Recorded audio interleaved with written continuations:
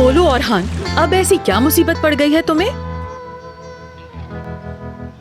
क्या वाकई? फाइनली, शुक्र है।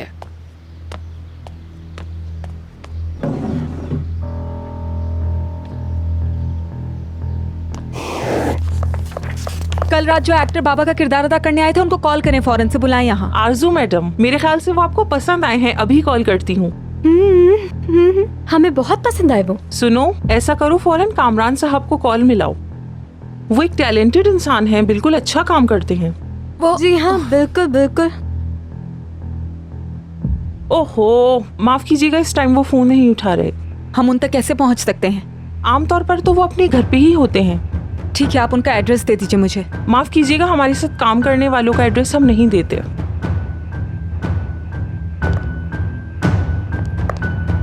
देती हूँ। ठीक है।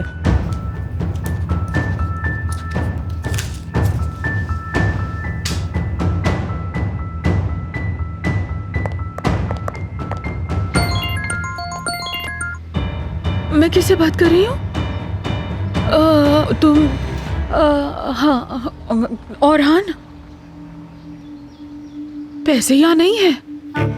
हाँ, आ गए हम इस मोहल्ले में, अब करेंगे क्या?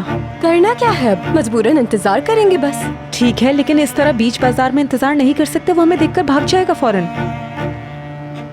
बात तुम्हारी सही है, हम क्या करेंगे अब? रुको रुको, मुझे एक आइडिया आ रहा है, फातिमा माँ को कॉल करते हैं। हाँ बेटा बताओ, एक एक बात बताओ ताकि मुझे पूरी कहानी समझ में आ जाए। हाँ हाँ, ठीक ठीक ठीक। हाँ ठीक है, तुम अभी रखो, मैं सब संभालती हूँ। इस्मत, हिकमत,